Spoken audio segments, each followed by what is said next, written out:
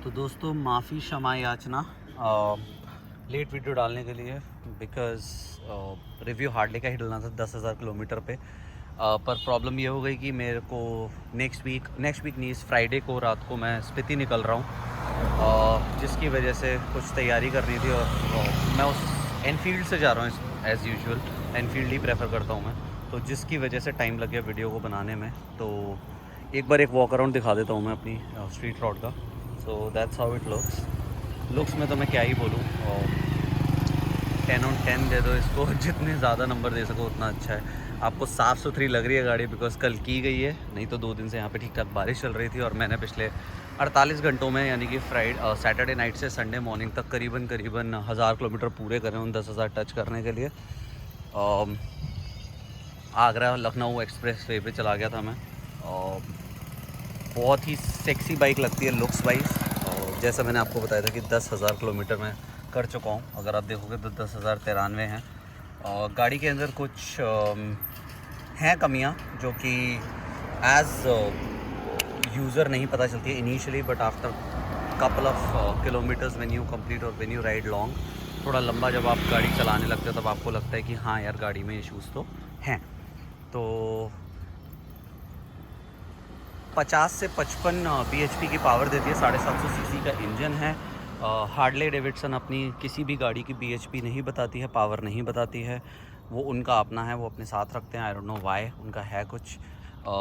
इस गाड़ी को हम लोगों ने 2018 दिसंबर में लिया था। हमें ये करीबन 7 लाख की पड़ी थी। 750 सीसी की है।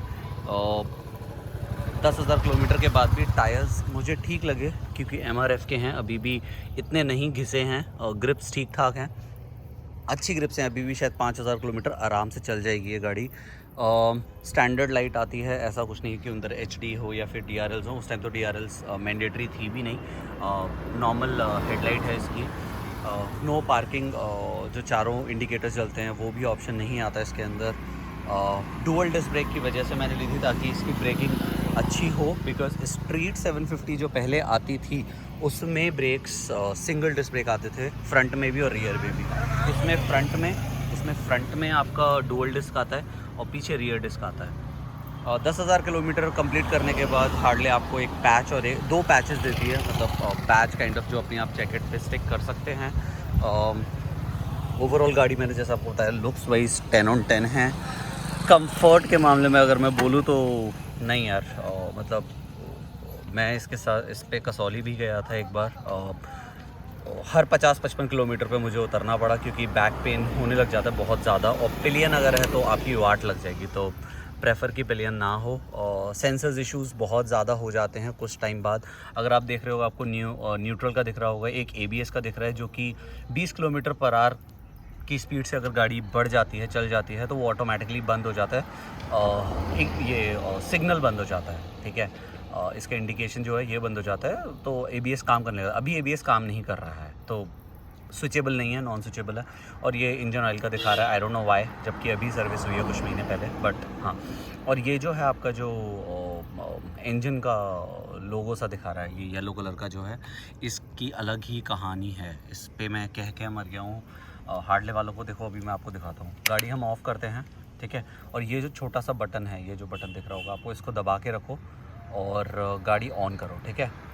तो अलग ही सीन चलता है, देखना। मैं आपको रिकॉर्ड नहीं कर सकता तो 1 सेकंड ऑन करके दिखाता हूँ। तो ये ऐसे आपको सारे सिग्नल्स जो हैं, जो इंडिकेशंस हैं, वो जल के दिखने लग जाएंगे।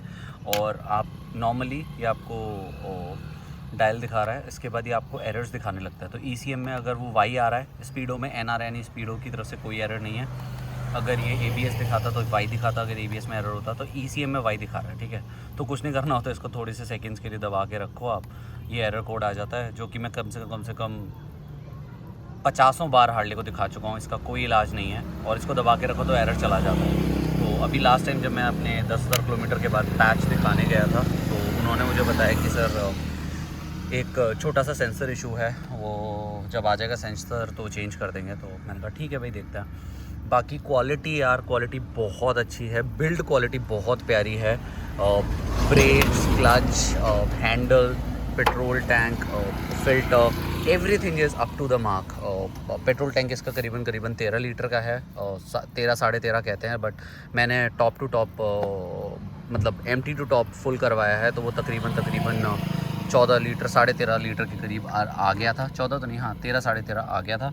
उसके अलावा यार हीटिंग इश्यूज़ बहुत हैं हार्ले के, स्ट्रीट रोड में तो स्पेसिफिकली, बाकी मैंने इनकी 2-3 गाड़ियाँ चलाई हैं, सब में ही ये इशू है। तो लोग क्या करते हैं यहाँ पे एक लेदर का स्ट्राइप सा लगवा लेते हैं, ताकि जिसकी वजह से वो गर्मी नीचे से फ्लोट हो जाए। बट मैंने ट्राई किया था, मुझे इतना इफेक्टिव नहीं लगा, तो और ऊपर से लुक्स और ख़राब कर रहा था गाड़ी की, तो मैंने वो हटवा दिया। हीटिंग इश्यूज़ देखो इस लेवल तक की है, if you can see this one, ठीक है। ये जो मैंने पिछले 2 दिनों में करीबन 1000 किलोमीटर जो बाइक चलाई है, उसकी वजह से पूरा पिघल गया। अगर आप गौर से देखोगे ना तो ये पूरा पिघल गया, ठीक है। तो हीटिंग इश्यूज़ इतने हैं इसके। अगर आप कॉस्ट्यूम नहीं पहना हुआ आपने, और कॉस्ट्यूम भी अगर पहन लिया तो कोई ख़ास फ़र्क पड़ता नहीं है, आपके पूरी थाइस जल जाती हैं। इनिशियली जब मैंने ये बाइक ली थी 2018-19 में, और इसके फ्रंट कैलिपर्स में बहुत इशूज़ थे। ब्रेक लगाओ तो ची ची ची ची आवाज़ करती थी बहुत ज़्यादा, जिसकी वजह से इसके पूरे कैलिपर्स चेंज हुए, डिस्क पैड चेंज हुए, डिस्क असेंबली चेंज हुई थी अंडर वारंटी। बट इशू फिर भी रिजॉल्व नहीं हुआ है, आज भी कुछ ना कुछ प्रॉब्लम करता रहता है।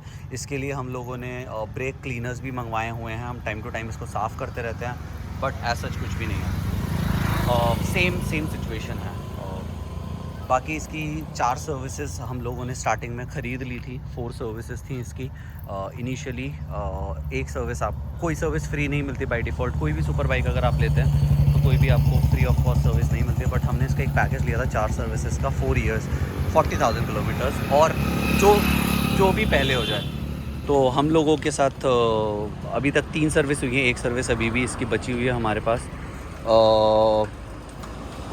आई am planning to let it go, let's सी।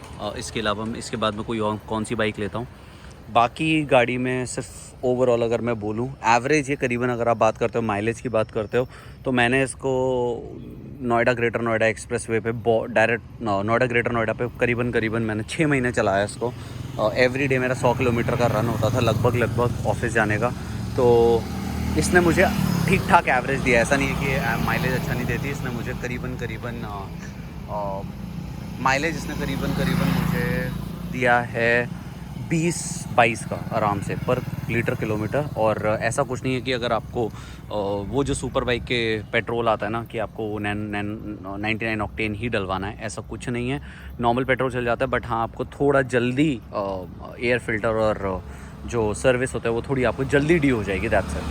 तो लुक्स वाइज अगर आप देखोगे तो है ना अमेजिंग, नो डाउट, है ना। बट अनकम्फर्टेबल है बहुत ज़्यादा। आप अगर सोच रहे हो कि इसको लेके आप लद्दाख जाना चाहते हो, लोग जाते हैं, ऐसा नहीं है कि लोग नहीं जाते, लोग जाते हैं, but I don't know how they गो।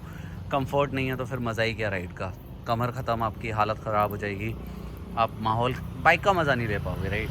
तो अनकम्फर्टेबल बहुत ज़्यादा है। उसके अलावा स्टैंडर्ड बाइक है हार्ले की, इसमें ऐसा कोई और एक्स्ट्रा फीचर्स नहीं आते हैं कि अगर मैं आपको बोलूं कि नहीं इसके अंदर क्या कहते हैं ट्रैक्शन कंट्रोल आता है, मोड्स आते हैं, नहीं, बिल्कुल स्टैंडर्ड बाइक है। थोड़े बहुत छोटे मोटे जो आजकल बाइक्स हर किसी में आने लग गए हैं वो मिल जाते हैं ऑप्शंस, लाइक ट्रिप मीटर मिल जाता है आपको। ये मेरा लास्ट वाला था, ये मैंने पिछले 3 दिनों में, मैं आपको 1000 बोल रहा था, 1225 किलोमीटर 1225.8 किलोमीटर मैंने कंप्लीट करे हैं पिछले 48 घंटों में, जस्ट टू टच 10,000, बिकॉज मैं नहीं चाहता था कि 4th सर्विस भी ड्यू हो जाए, उससे पहले निपटा दूँ। टाइम आपको दिखाता है और आपको RPM और गियर दिखाता है, दैट्स इट, सिर्फ यही है, ख़त्म हो गई कहानी।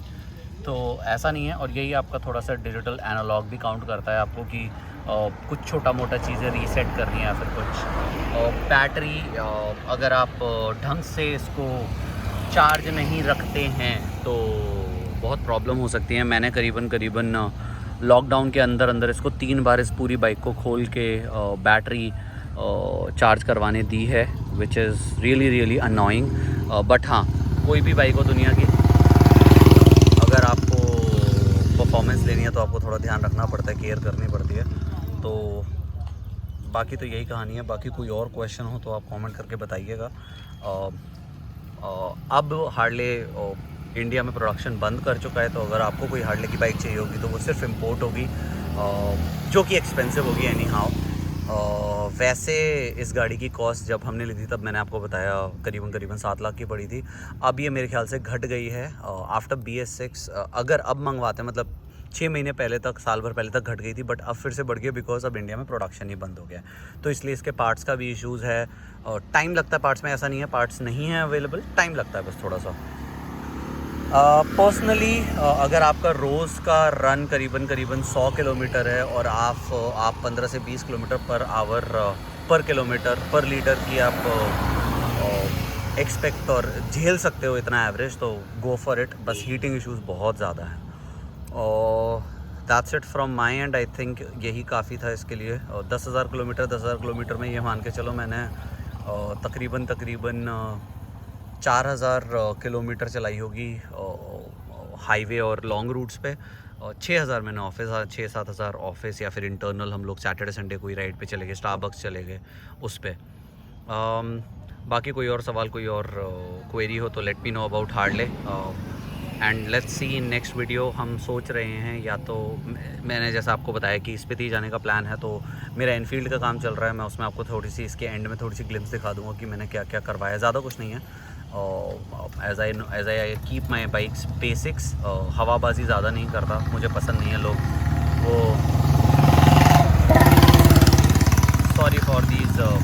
Sorry for these nibbas and nibbies जो एनफील्ड में ऐसे साइलेंसर्स लगा के अपने आप को पता नहीं क्या समझते हैं। तो ऐसा मेरी एनफील्ड में, हम लोगों की एनफील्ड्स में बिल्कुल नहीं है। हम जितना स्टैंडर्ड हो सकता है उतना रखते हैं। तो छोटे काम करवाए हैं मैंने, ज़्यादा काम नहीं करवाए। कैरियर्स लगवाए, 2-3 चीज़ें हैं वो मैं आपको दिखा दूंगा। इसके एंड में आपको ग्लिम्स दिख जाएंगे, उसके फ़ोटोज़ ही डालूंगा। एंड फ्राइडे नाइट या Saturday early morning I am leaving for Spiti.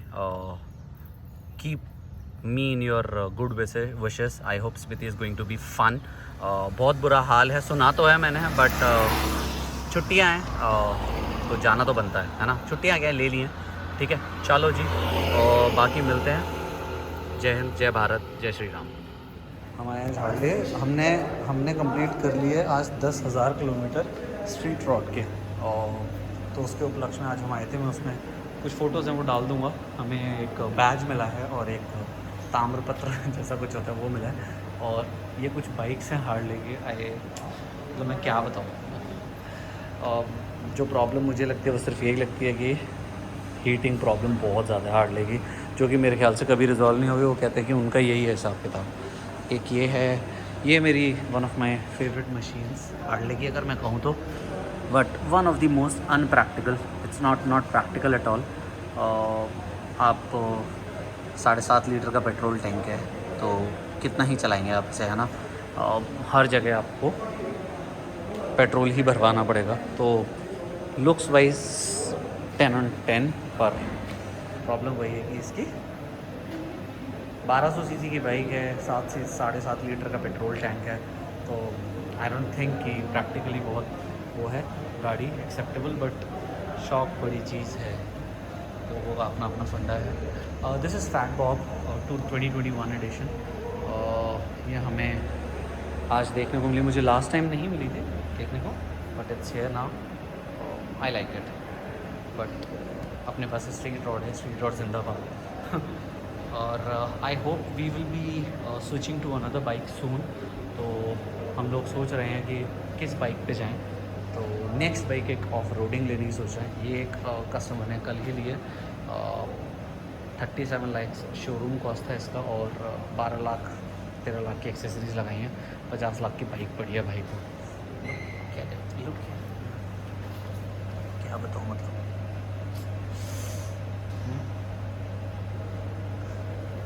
Sexy.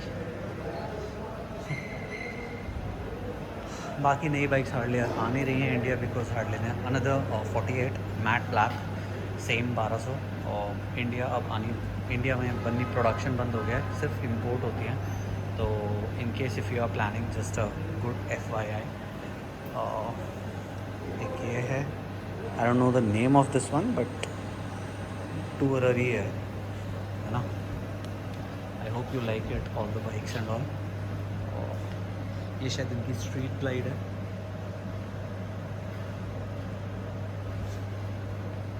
ये शायद मेरे ख्याल से सारी बिक चुकी हैं, या फिर इनकी अपनी शोरूम के लिए बाइक्स होंगी, क्योंकि रजिस्टर्ड है सारी।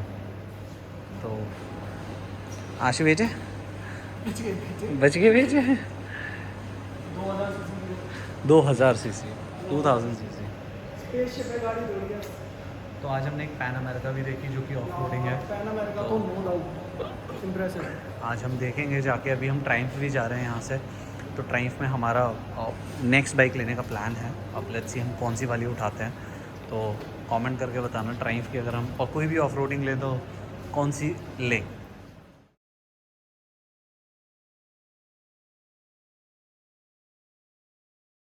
दाश कितना सही आती है।